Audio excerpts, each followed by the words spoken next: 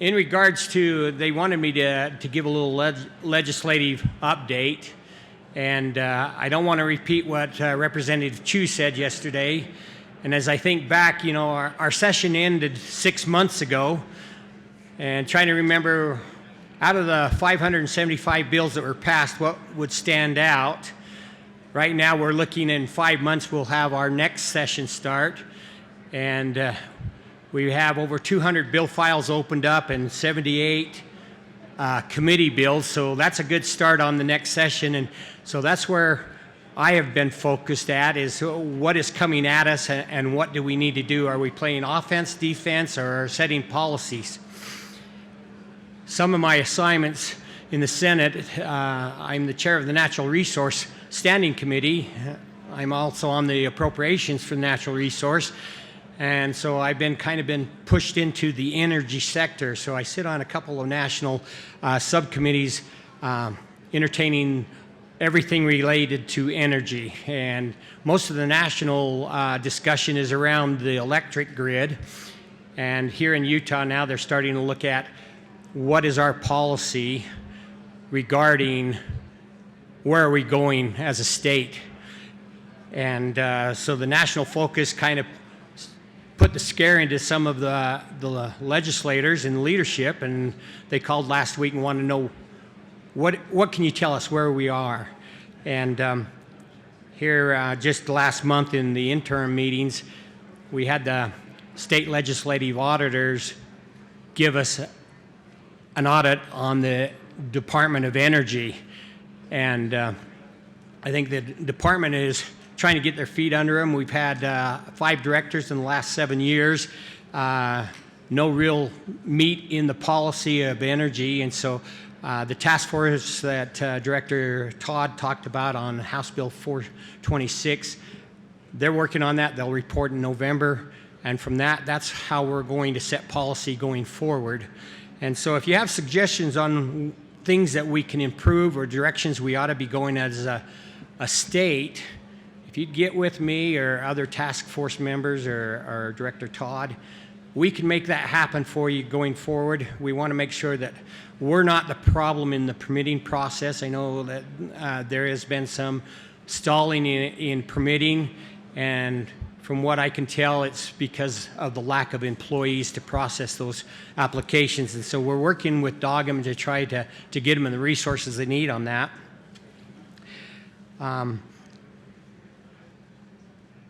I look at what we do here in the Basin, and how does our lives revolve around this industry.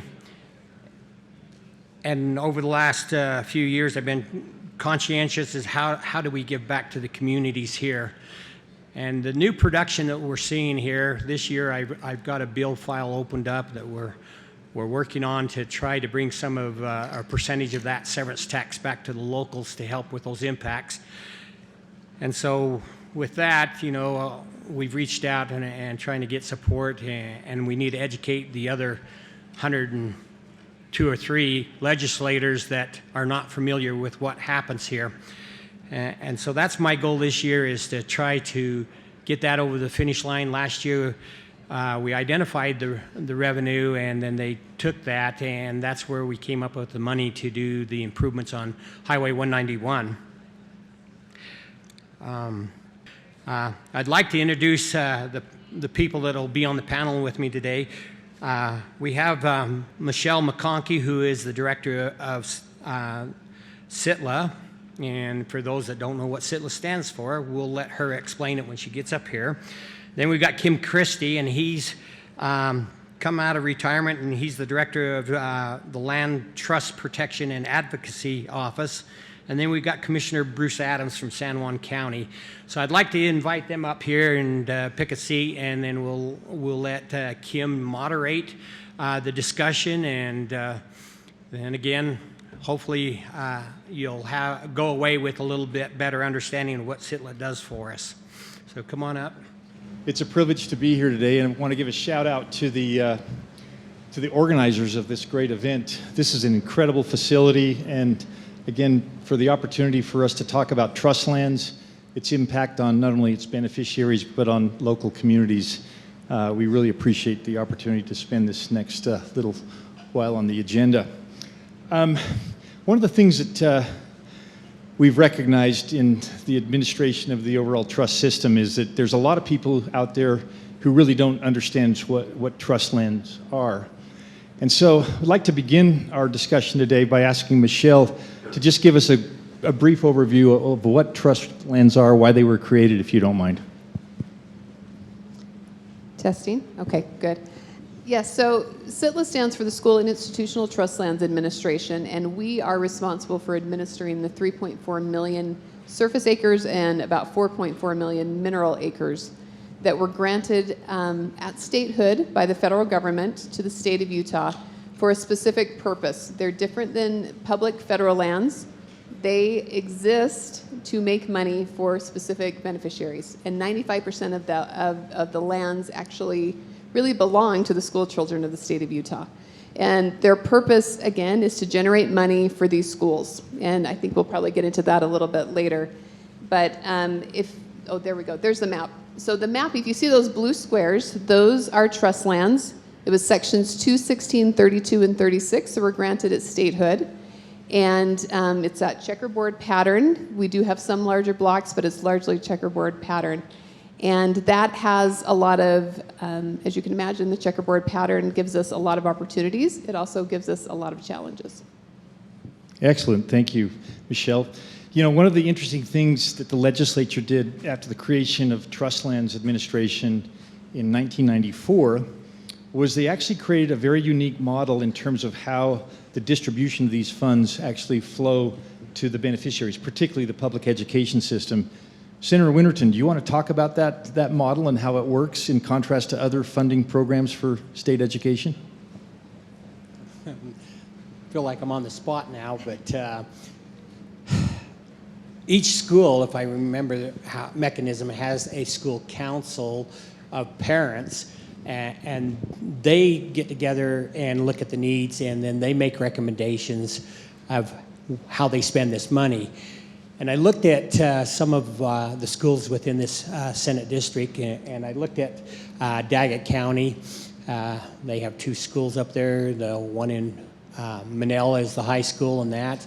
They use their funding for continual education in technical college classes for them, and so they have to have instructors. So that's outside of what they get from the state appropriations.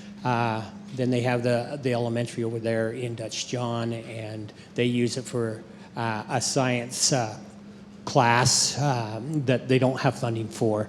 Uintah School District uses for teacher's aid, for teacher improvement programs.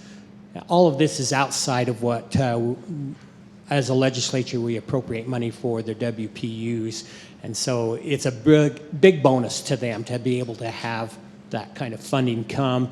One of the principals told me, well, it's not my slush fund, but where we run short, it gives me a little wiggle room. If a teacher needs some supplies for lessons or something like that, then we can go and we approve that. And it's done through the recommendations of the school council of parents there. Outstanding. You know, it is interesting. Like I say, it's kind of the envy of the nation because these proceeds flow directly to the schools. They aren't merged with other proceeds that are appropriated by the legislature. And what's really fascinating is you look back from the creation, the time that the Trust Lands Administration was created by the legislature in 1994, there was roughly $50 million in the combined permanent funds of these institutions that Michelle mentioned. Today, that permanent fund complex has grown to $3.4 billion, $3.2 billion, excuse me. It's just been phenomenal, the trajectory in terms of how this earning and the more business focus that the Trust Lands Administration has put in terms of its administrative oversight. Yeah, Kim, can I? Please. I'm just going to jump in really quick. I forgot to mention that, so thank you. But that's true. I mean, after almost 100 years, there was $50 million in the fund. And since 1994, when Trust Lands was created, almost 3.2 billion. So that shows you when you have a really focused look at making money off of these lands and really using them for the purpose they were intended for, what a difference it can make. Also some great prudent investing that has happened. And just to follow up, I love what you said about how the parents have such a role in these school community councils, because that really is, this money that they get, it's not taxpayer money, it is the ultimate in local control. The federal government doesn't tell them what to do with it. The state, it is not even the school districts, it is individual schools and parents who are deciding how to use this money. Very good. Yeah, it is really amazing the change in the trajectory that has happened under this new watch of the paradigm shift that was created by the legislature. Commissioner, you're a former teacher. You retired as a school teacher. Tell us down in San Juan County the impact that trust land proceeds have had in your neck of the woods. Well, that's true. Is this on? Yeah. That's true. I was a school teacher for 30 years and retired from teaching school when I was 50 years old, so I needed something else to do, so I ran for county commissioner and kind of been there ever since. In spending the trust money, we have some special circumstances that I know exist in the basin as well. You have a Native American reservation that has to be integrated in amongst everything else that's going on in your county. And so we have some pretty remote communities. When I think about our community of Navajo Mountain, to drive from the courthouse steps to Navajo Mountain takes me just a little over 4.5 hours. I can drive the same trip and be in Salt Lake City. But this is just going from one large community to a small remote community in my county. And those people out there have a lot of difficulty with what they want to do to keep their culture and have it thrive within the school systems. So they've used the money to help with their language arts and their art program. Another small community in San Juan County is Bluff. And Bluff, you know, I don't think they have 100 children in their elementary school, but they use their money as well to provide assistance in reading and hire an aide or a non-certified person. Out in LaSalle, north of Monticello, they have a similar situation going on there where they petitioned and used their money to help with hiring an aide that will help with reading and language arts. Fantastic, thank you. You know, it's interesting, before we move on to talk more specifics about the administration, last year, $102 million, I should say this year, $102 million is going to all schools across the state from this program, which is just amazing, the trajectory of that and the impact it's having. Thank you. Well, let's now move forward and talk a little more of the intricacies of the administration. Obviously, when you talk about trust lands, you can't talk about trust lands without talking energy development. Last year, if I remember right, Michelle, your agency earned $144 million, majority of which came through oil and gas and other energy development. Do you want to talk about the significance of that to the trust? Yes, it was about $146 million that we made last year in fiscal year 23. $90 million of that came from our energy and minerals group. And of that, $79 million came from oil and gas revenue. So that shows you what a tremendous effect oil and gas production, energy in general, but oil and gas specifically has on the trust. And a large majority of that comes out of the Uintah Basin. We have an office out here that has been great. They're kind of right in the center of everything that's going on. But yes, energy and mineral production are key to the revenue that we're producing. Another thing that you've done under your watch as director is you've actually combined all the energy programs or mineral programs. Talk a little bit about what you've done that way and why. So we talked, if anyone was here last year, I talked a little bit about this. We had 3 different groups that were operating within the agency that had some overlap. We had an oil and gas group, we had a minerals group, and we had a renewables group. And we, about a year ago, combined them all into our energy and minerals group. And it's been great. They've been able to work together across multiple mineral development issues, all sorts of things, and really work as a team. Stephanie Barber Renteria, I'm kind of motioning to her, she's up here. She is the head of that group, and her team has just done a tremendous job. Before I forget really quick too, while I've got the microphone, I forgot to mention, when we were talking about school distributions, if you go back to our booth in the back, a lot of the people from the Uintah Basin in our office are back there. We also have a touch screen that can tell you actually how much money went to a school that you're interested in. Great, thank you. So obviously the allegiance associated with the proceeds of this trust are to the beneficiaries, but the ripple effect of that and its impact on local communities is significant. Let's talk about that if we could. Senator, tell us your perspectives about the impact trust lands has on local communities. Well, I don't know if you want me to talk about the road access. I mean, that's probably the very first thing that comes to mind is that SITLA has a program in which they have right-of-ways to get to their property, and through the Community Impact Board of the state, they are working with us so that the counties actually are buying those right-of-ways so that it protects access into that. And that's probably the first thing when you start talking about the RS 2477 roads and trying to acquire, you know, access to them. How, as counties, do you protect that? And so SITLA does a good job that way. And so for the public to be able to have access into these properties, that's a great protection, you know, and peace of mind for that. It's one thing the counties don't have to worry about, and the state has a mechanism to pay SITLA for those, because again, they just can't turn them over. They need to have some kind of a payment or value for whatever they have, and so we do have that. Besides stimulating most of the economy around here, having access to do the drilling here, sometimes that's the activity that we have. The only activity that's going on is on SITLA land. We have tribal lands, and they're very good to promote and have that activity, but you know, in whole, to keep the community moving, I think SITLA does a really good job as a partner to help with the community. Thank you. You know, I hear it from a lot of folks in industry that their preference is actually to work with trust lands versus other federal land arrangements. And Commissioner, maybe you can speak to that, of the advantages of trust lands versus other operations of leasing and so forth. Yeah, I'm kind of a chameleon. I have two colors to me, don't I, Michelle? And so I love my county. I love where I grew up. I love everything about San Juan, and I've learned to love everything about the state of Utah. I will mention in passing that San Juan County started back in, I think, 2000, buying their right-of-ways across SITLA land. And I think we've bought every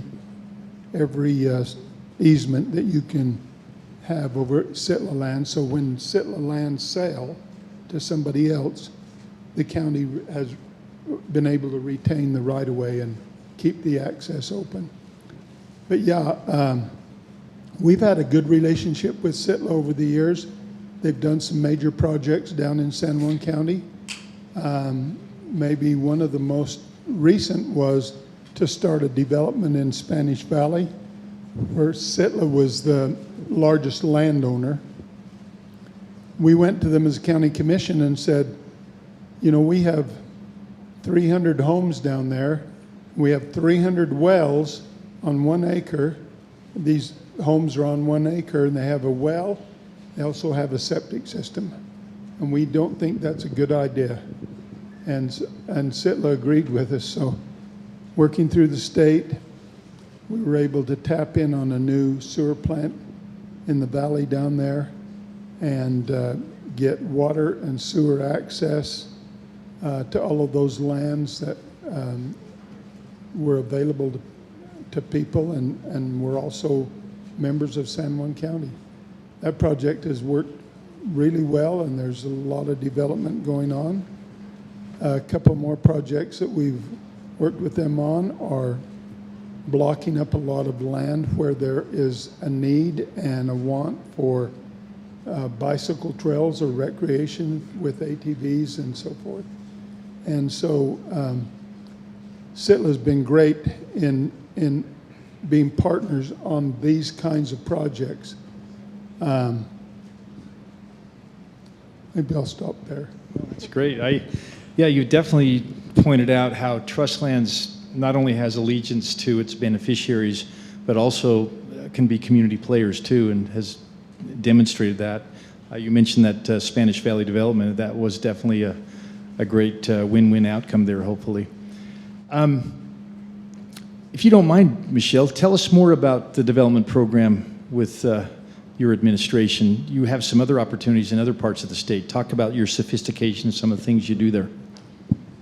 So as I said, energy and minerals, and especially oil and gas, are our largest revenue producer, but actually our real estate development group has also been very successful. We made about 46 million last year from real estate development. And we have, the great thing is, as Commissioner Adams talked about, we don't have holding costs for our land. I mean, we take care of it, but we don't have holding costs.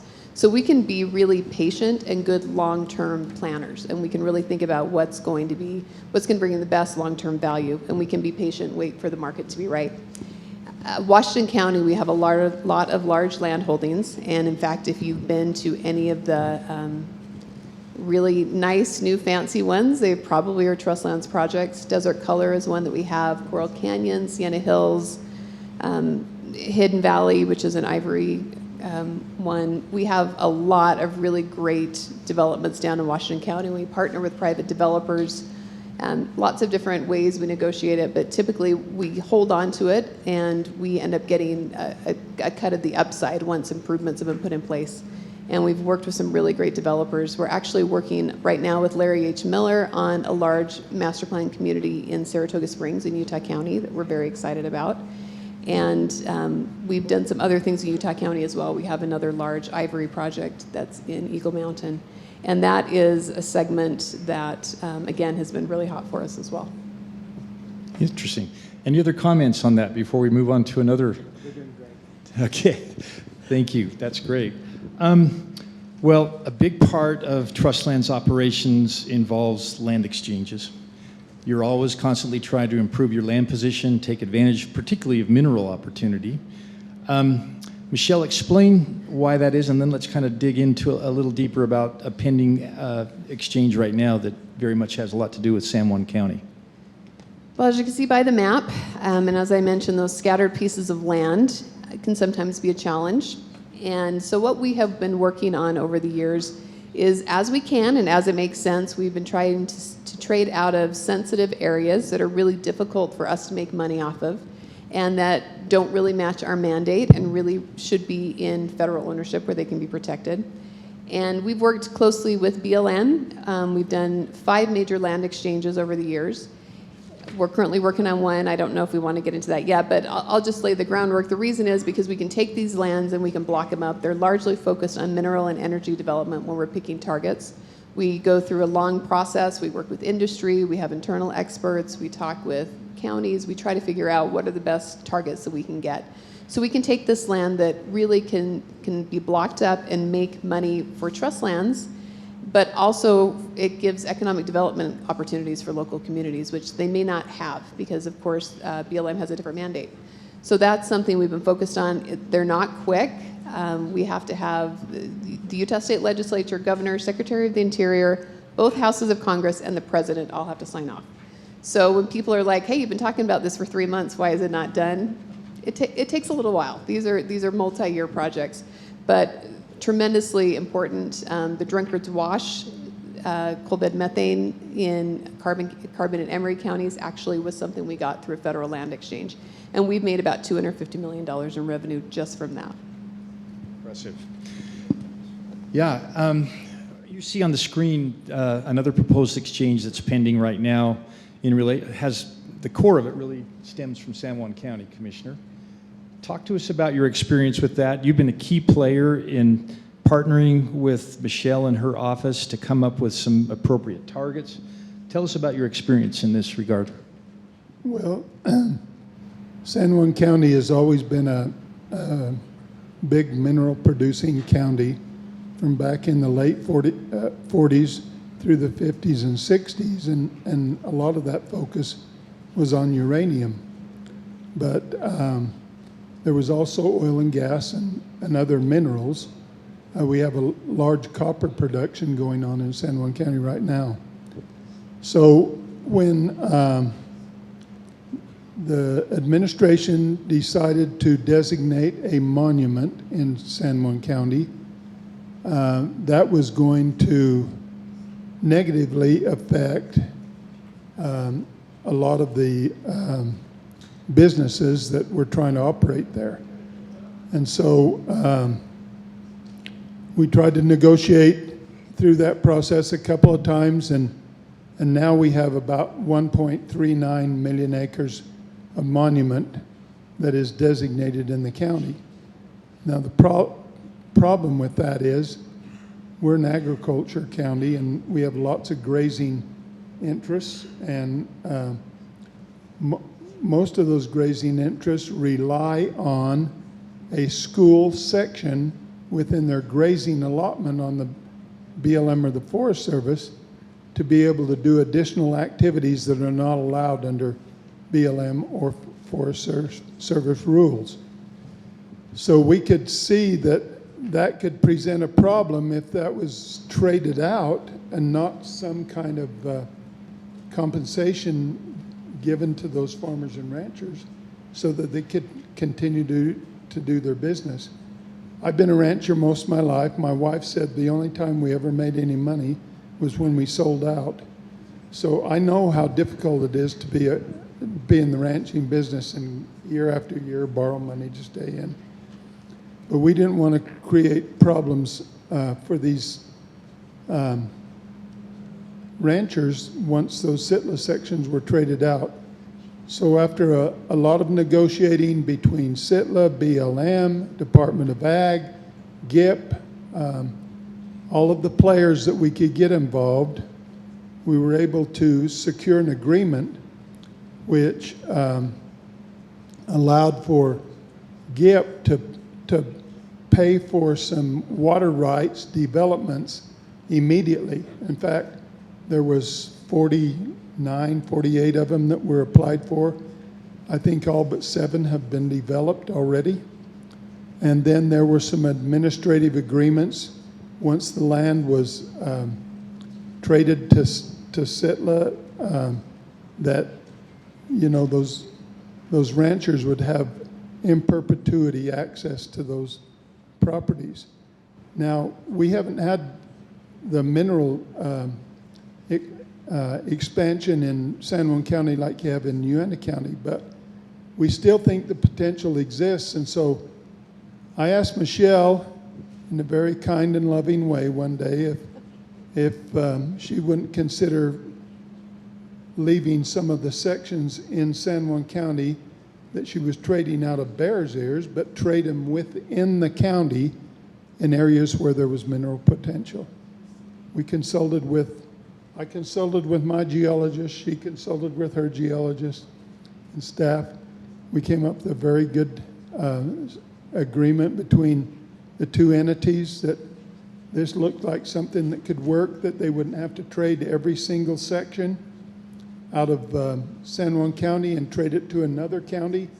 Some of the other counties were saying, hey, we're a little reluctant to receive these SITLA sections if it's going to do damage to San Juan County. And I don't know, I think some of them told him, you got to get Commissioner Adams on board, something like that.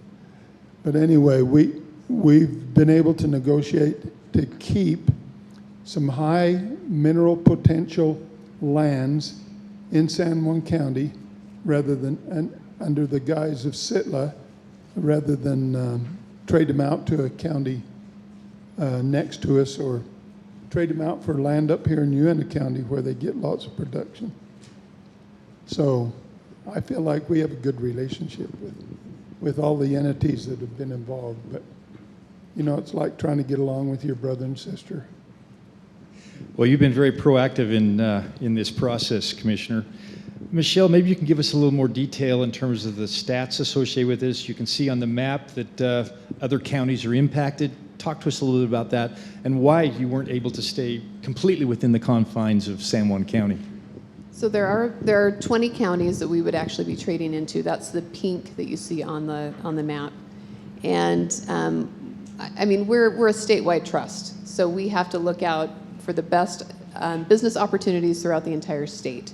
So we had some really great targets throughout the state that we wanted to keep, but to BLM's credit, they've worked really well with us. And if by lovingly you mean calling me out in a UAC meeting, yes, he asked me lovingly. I was about 2 weeks on this job, and he I appreciate it because it made me realize that we really had not done as much outreach to local communities as we should have, and so we went back and we've worked.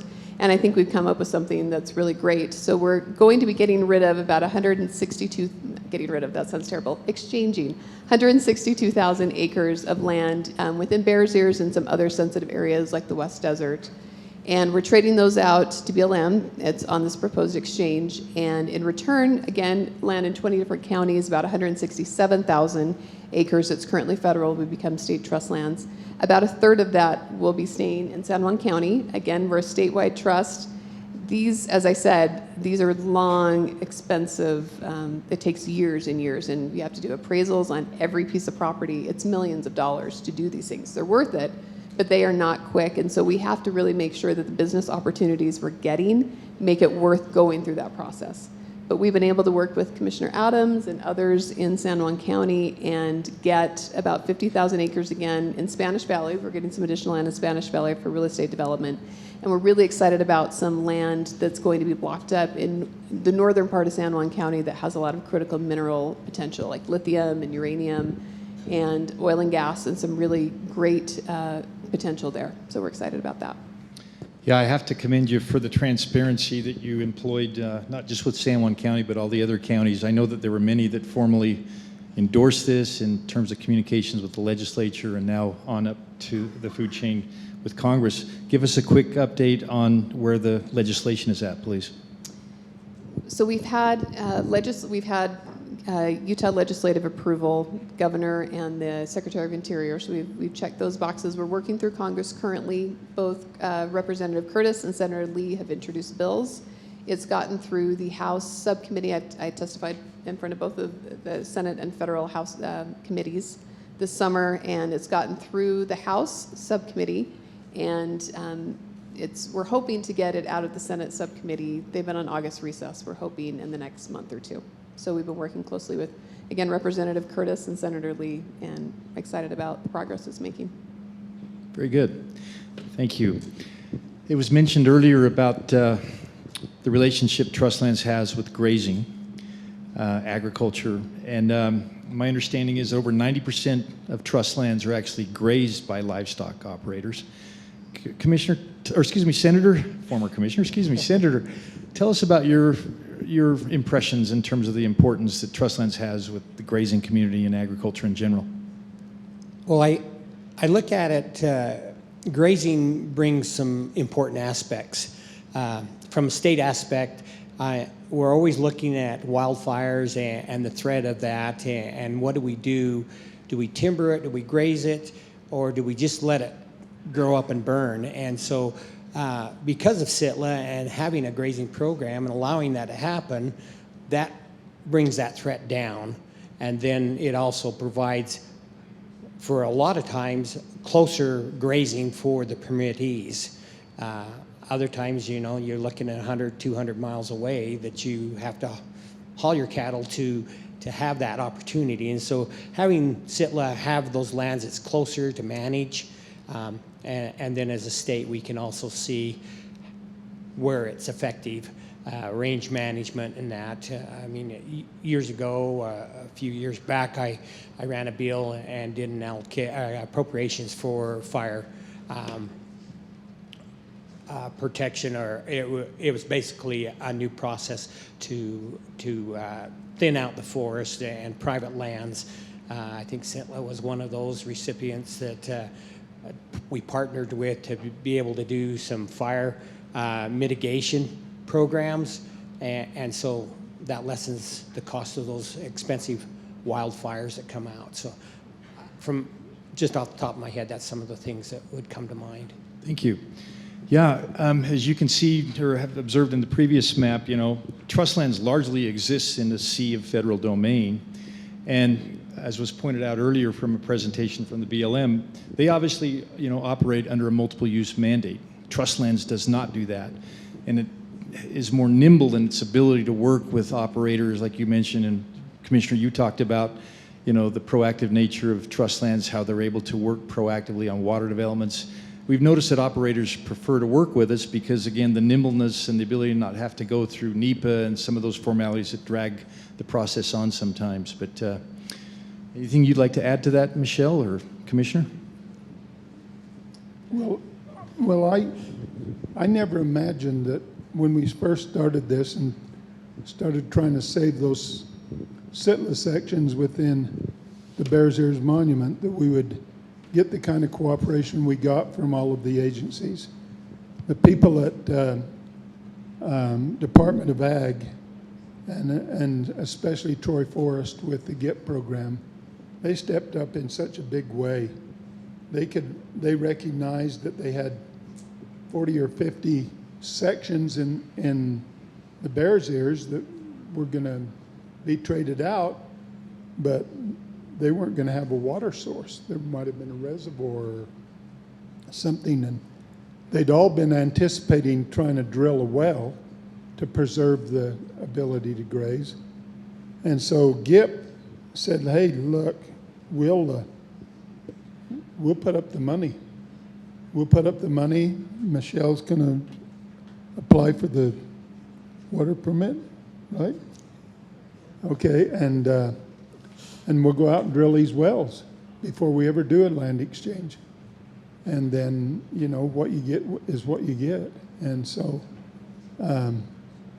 it wasn't really a big cost to the grazee, to have to do that also, although some of them invested pretty big and actually bought some drill rigs and drilled their own wells on these properties. And it was just so helpful for a change to have everybody kind of working for the same goal, to try and preserve those grazing permits. Even though grazing's probably the lowest yield that Sittla gets off any of their properties, there's still an awful lot of Sittla land out there that's the right thing to do on it, is to graze it. And until something changes in a big, big way, there's just going to be a lot of land out there that are helpful to the cattle industry or some of those industries and not really developable or maybe doesn't have minerals on it. So I really appreciated Department of Ag, how they stepped up on this thing. Yep. I might say, Chris or Kim, when they presented this to the legislature, they were trying to keep us in the loop because we would have to sign off on this. And I remember the presentation and the drilling of the water wells. And from our perspective, we looked at this was a big win for us because they hadn't had water. This was guaranteed continued grazing and that. It was an improvement on the land. And so I think that was one thing that to most of us thought that this is a good thing. The trade will be good in this regard. And it also protects the Utahns that, have those permits or work with Sittla. Thank you. So, as was said, grazing, we make a little over $1 million a year. So it's not one of our top money producers, but we really, the ranchers who are on our land are really the eyes and ears for us. They actually do a lot of great stewardship work for us. They take care of the land. They let us know if there are problems. We have 3.4 million acres. I almost feel afraid to say this out loud. We have 3 range managers that cover the entire state. So we cannot do all of this. We really rely on the producers, and we really appreciate that. And I appreciate the comments that are being made because I think it shows that, sometimes I think trust lands we get almost chastised a little bit for having too narrow of a vision and looking too much at how to make money for school kids. And I'm never going to apologize for that because that is our mandate and that's our job. And that's why these lands were given. But I think it just shows that it doesn't have to be mutually exclusive. We can work with local communities. A lot of times trust lands, I can't remember now if it was Senator Winterton or Commissioner Adams who said this, but a lot of times trust lands are the only source of real economic development in these communities because they're especially ones that have a lot of federal land. We don't have NEPA. We're a lot easier to work with. We operate more like a private industry. That's how we were created to operate. And so I think it shows, again, not mutually exclusive, that we can be collaborative and work together, and really local communities and trust lands can all benefit from this. Thank you.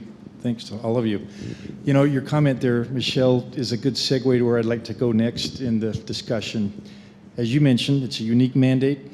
The mandate is to maximize revenues from these lands for our respective beneficiaries. And at the same time, it's interesting, I think the model of all that, some people criticize that the Trust Lands Administration only cares about making money. Talk to us about the realities of its stewardship ethic, if you could, and then I'd like to turn to the Senator and the Commissioner about some examples that they've experienced, but please, Michelle. Yeah, I mean, our asset, we have a duty to protect our assets, and our asset is the land. And so we're not perfect, and we certainly don't have enough staffing to be on every piece of land as often as we'd like. But that is an important thing of maintaining the asset. I'm quite proud. We work with state partners, federal partners all the time WRI program, different programs that we work with to rehabilitate our land, to help work with other landowners to really do what's best for the area. And I just lost my train of thought, but I remembered it. So some of the things we're going to talk about, you know, again, we do have a mandate to make money, but you can, for example, we've worked on some aspirin regeneration projects on Tabby Mountain and up on Tusher Ridge. And we have been able to work with, Forest Service and different people at the state level and do some thinning to protect the forest and help the forest health. But because we're trust lands and our job is to make money, we go through this, we work together, we take care of the land. We also have a timber sale for the land that's harvested. So again, it doesn't have to be mutually exclusive. You can do both.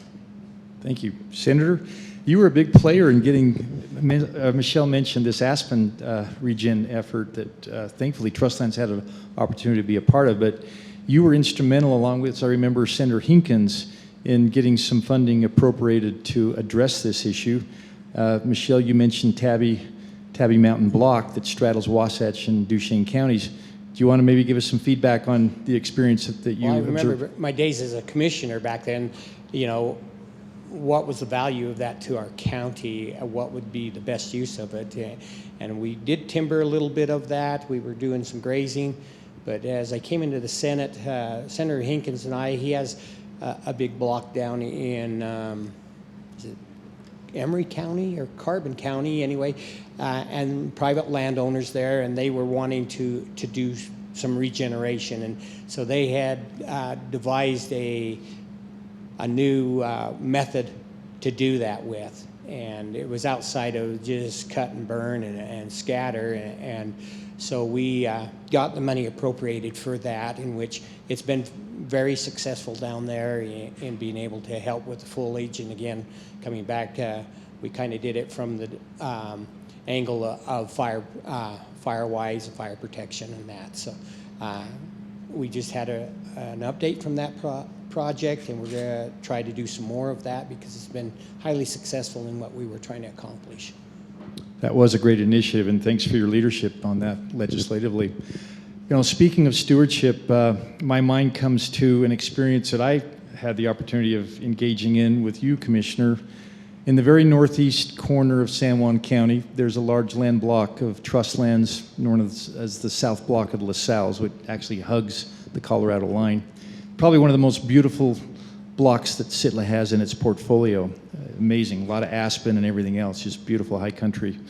I'm remembering that the access and what was taking place with ATV use was just, it turned the block into, if you look at it, almost looked like a spaghetti factory in terms of unauthorized roads and everything that had been blazed and were compounding over time.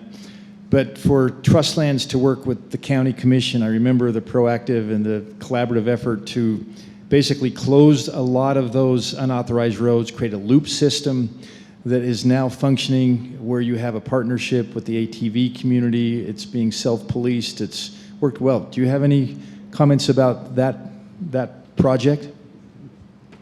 Yeah, and this whole concept is amazing to me, that Sitla has the ability to block up a number of their state sections for a specific purpose. Now, those of you who have not been down on the LaSalle Mountains, it's beautiful down there, but let me see if I can tell you how beautiful it is.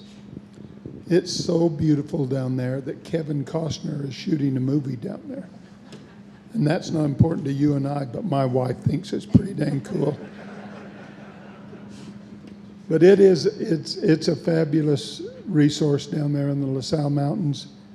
Getting people confined to a loop area, I think, was paramount, better than what the alternative was, and that was probably some physical harm on the trail. But yeah, it's amazing. Down south by Bluff in the county, they have a large Sitla block down there that's attractive to different industries, mostly the cattle industry, but others are starting to notice these big block sections and the opportunity that people have economically to create some economy for the area. So I appreciate Sitla looking forward enough to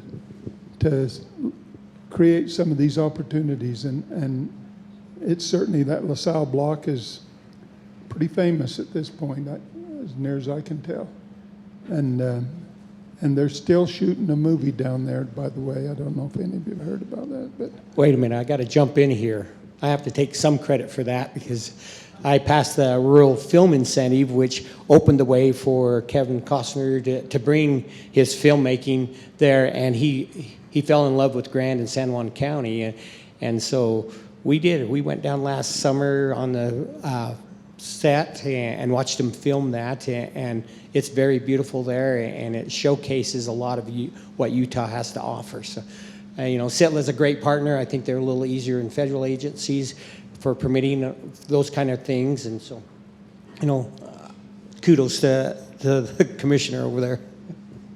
yeah, Ron and I worked together on that a few times at the legislature, and up until midnight on the last day of the session to get that thing passed. But it, the film industry brings some good things to the state, not only just in what they provide for jobs and so forth, but to focus on the beauty of the state. And we all know we have a beautiful state from top to bottom, and so we should be proud of it. I know I am. I know my wife's really excited about having Kevin Costner in San Juan County. That's great. Thank you. We're winding down. We have just less than 8 minutes here. Before I turn it to the audience, maybe for a couple of questions, I'd like to bring out one other thing, if I may. And Senator, you know this well. In the last general session, there was a resolution passed actually unanimously by both houses, the House and the Senate. It was addressing the constitutional amendment that's being proposed that will go before the voters in fall of 2023, addressing the distribution of these funds going to particularly public education. Right now, there's a provision in the Constitution that says no more than 4% of the proceeds can be distributed in any given year. And what's being proposed now is to take that from 4 to 5%. There's a key term in trust administration called intergenerational equity. It's something that the education community is intimately familiar with, but of course the purpose is to make sure that you are not sacrificing the future beneficiaries versus current generations of the beneficiaries. Right now, the way the modeling of the distribution is occurring and with the limits that are imposed by the Constitution at 4%, things are tipping in favor of future generations on the investment portfolio. It's been realized that in the event that this were to change to 5%, which the legislature is endorsing, of course, it would make a difference of an additional $15 million that's going to the schools just this year. So That's going to be brought before the voters, and just wanted to plant that seed to encourage all of you that will be voting in that election cycle to be sure and vote for that constitutional amendment if possible. Do you have any comment there, Senator? Well, you're right, and your board has done such a good job in managing the fund, and it's growing so much. And the question has to be asked, how much is too much, or at what point do we start using more of that for the school kids? And 1% is such a small amount of the overall fund, but yet will make a big difference. And if people could understand that we're asking for 1% to allow you to do a lot more for the school kids, then just let it build interest or other opportunities that way. I think we need it now, not later. And at some point, we're going to have to address it. When you get to the point where you got billions, what do you do with it? What do we, let's help our school kids. And so hopefully the voters will understand that that's what we're asking is 1% to increase that so that we can do much more. Thank you. Well, we've got about 5 minutes remaining here before we close. Are there any questions from the audience that we could entertain?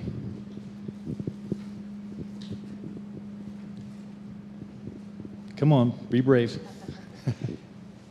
Kim, maybe while they're thinking about this, I think one thing that I get a lot, and most people don't understand, that CITLA is different. It's a state agency, but it's different from the management of the state.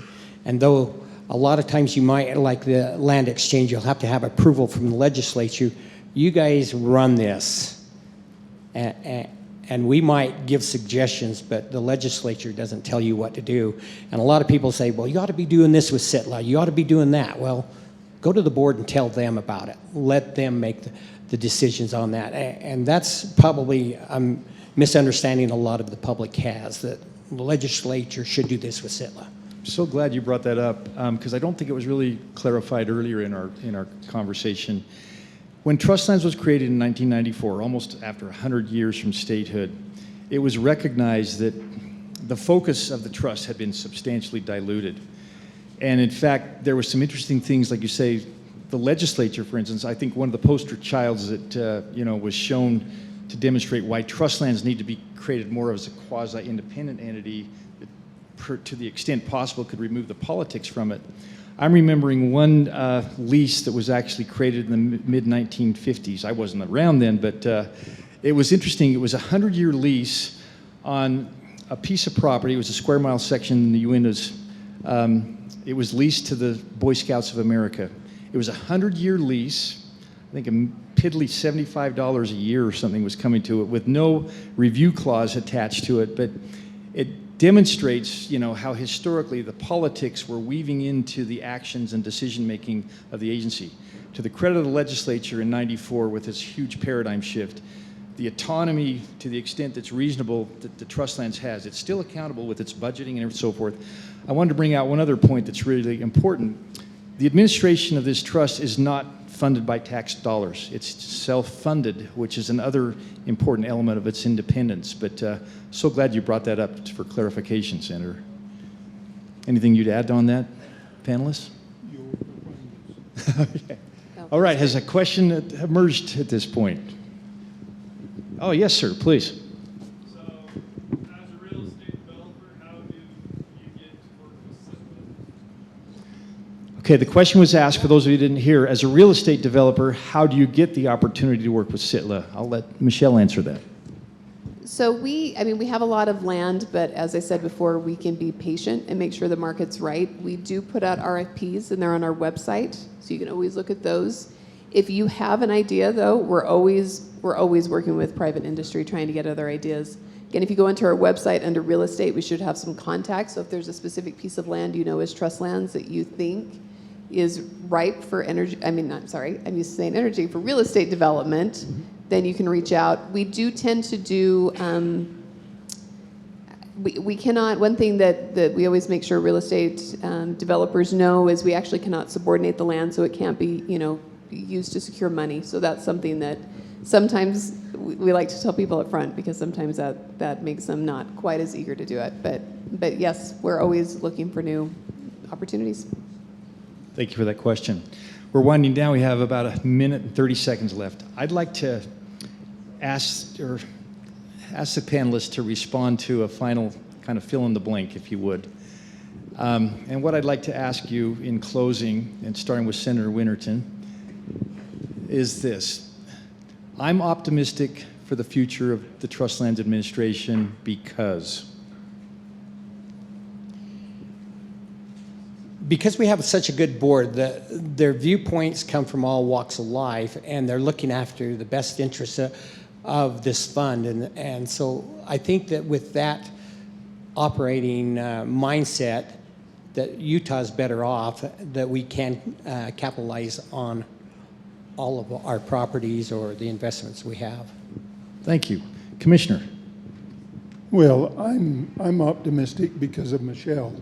She's come on board and she's willing to sit down across the table from county commissioners, from local leaders, state officials, and so forth, and try and come to a solution. A lot of these decisions on Sitla land don't please everybody. In fact, a lot of the decisions on any land doesn't please everybody. But to have somebody at the head of the agency willing to do that just gives me optimism about the future of Sitla lands. Outstanding. I sure share those sentiments. Last but not least, Michelle. I'm optimistic. I've been with the agency almost 2 decades, and I think we're just getting more and more sophisticated. We've always been good, but we're getting more and more expertise within the agency, getting closer contacts with industry and getting better and better ideas there. And again, we're trying more and more to work with local communities. We actually really want to work, if there's any economic development directors from municipalities or counties that have trust lands, come up to us, give us your cards. We're really trying to work closely with local communities because you're the ones who know what's out there and what opportunities are out there. I'm optimistic because we're working harder and harder to make funding a larger source of Utah schools. Outstanding. Thanks. As Michelle mentioned earlier, there's a booth in the corner of the conference center here. Please stop by and ask any questions you might have that way. But outstanding job, panelists. Let's give them all a hand. Thank you.